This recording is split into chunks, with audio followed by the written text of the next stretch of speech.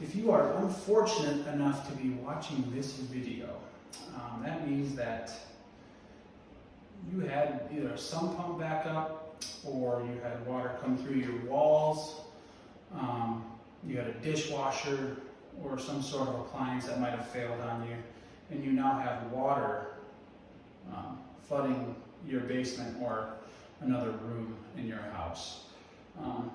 As you can see here, we just finished our house basement remodel about a month ago, and we had a sump pump failure. So what I'm going to do is take you through a couple steps on how to mitigate the issue and how to basically dry out your basement to the best of your ability.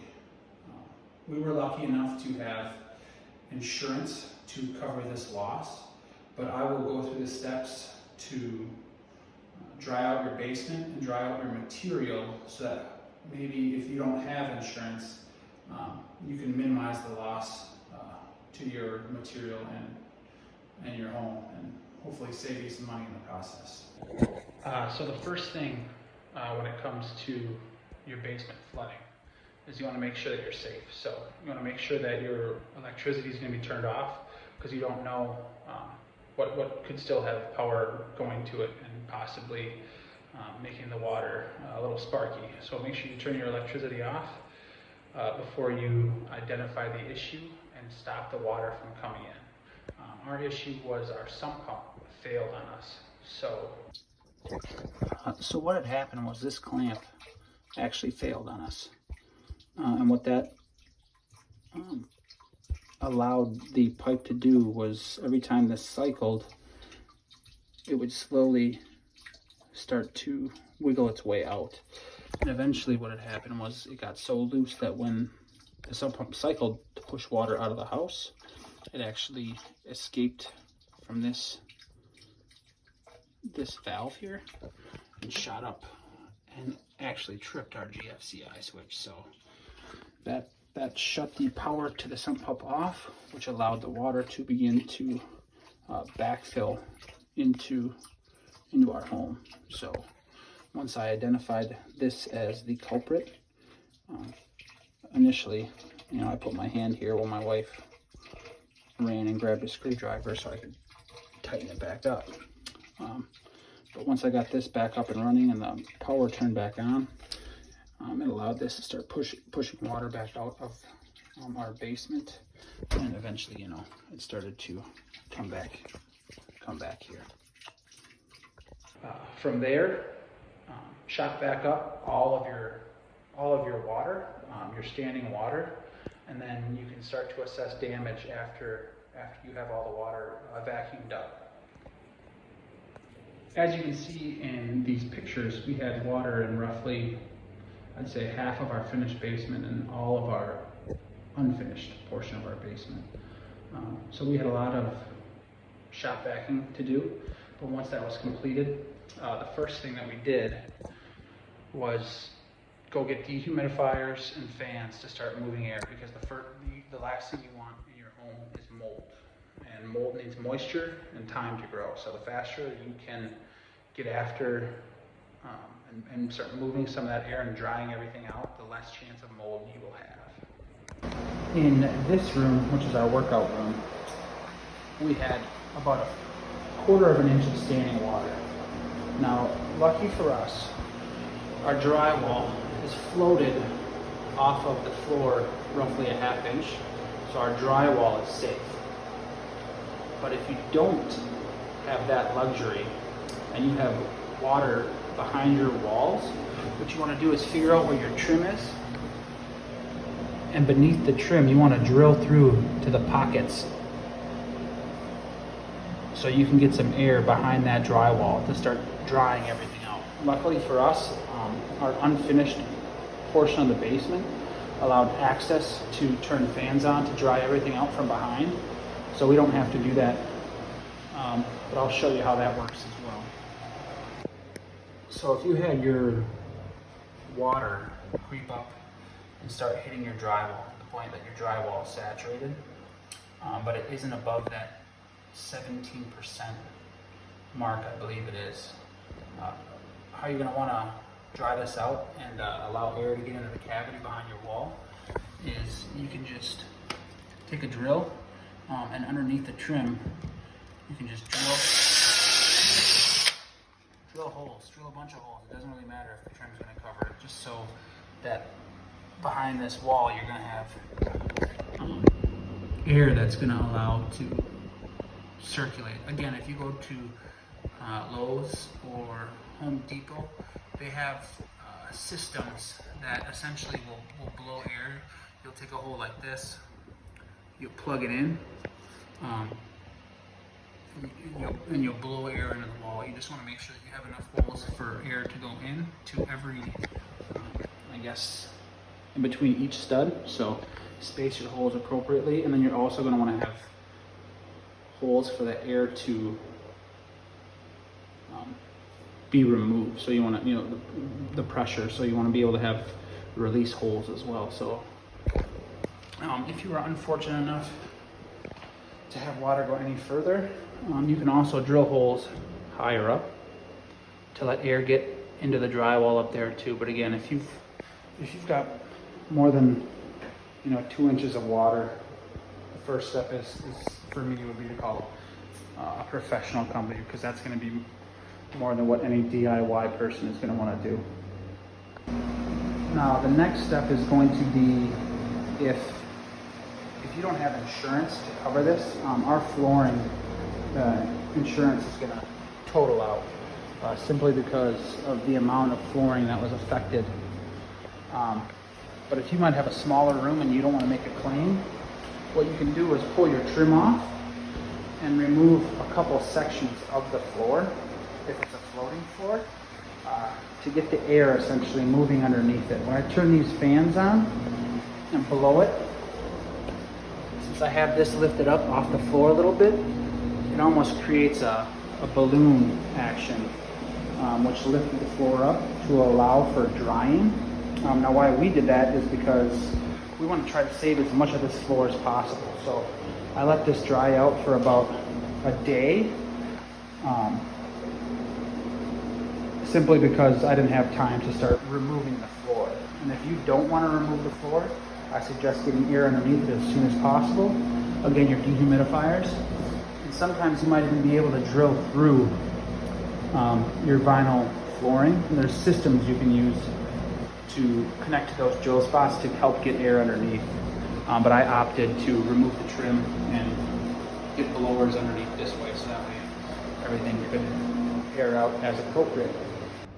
And in this room, as you can see, I've started to remove the flooring because I essentially want to take up all this floor because of the amount of water that we had, and dry out all these boards, continue to dry these out, and see what I can salvage.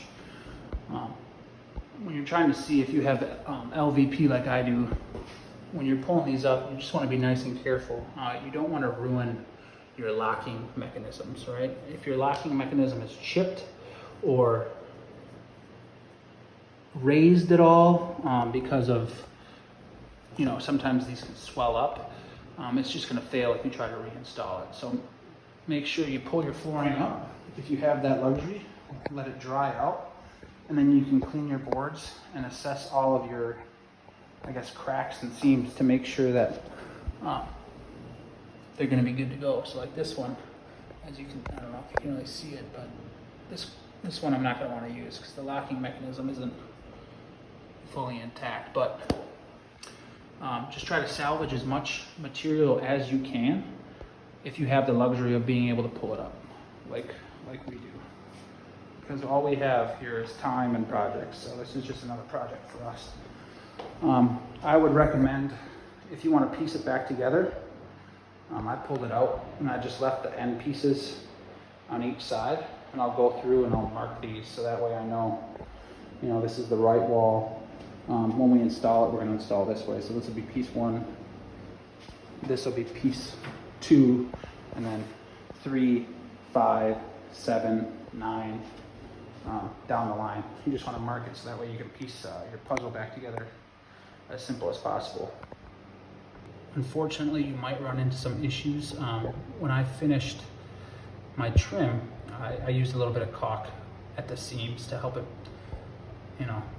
help it look as professional as possible. With that caulk, it pulled away some of the paint and some of the texture just above the trim line. So I will need to add a little bit of drywall and touch up paint in some of these spots to make it look as professional as possible once done.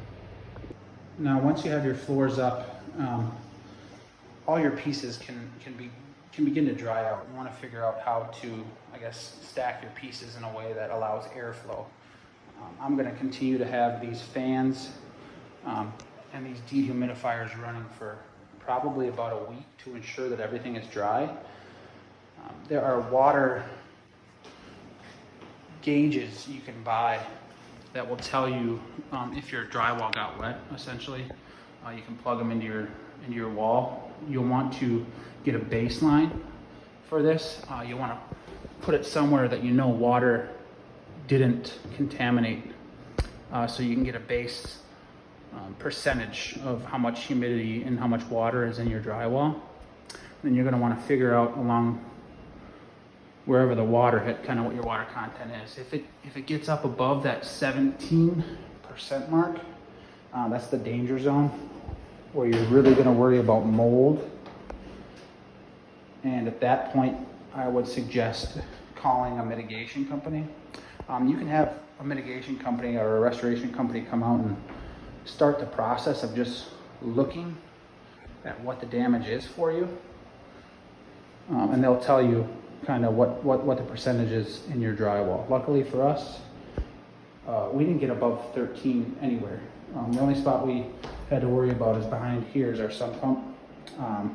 And behind this trim, we got up to that 13 or 14 range because water just started to hit it. But our base point way up above here was 10. So I mean, really, in the grand scheme of things, it wasn't that moist. So on the opposite side of here, we had fans dry everything out. And you're going to want to use that water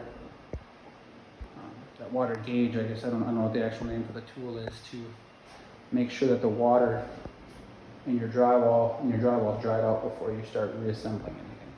Now, once you've allowed your concrete to dry out, like I said, I'll probably go for about a week, just because we didn't have that much water down here.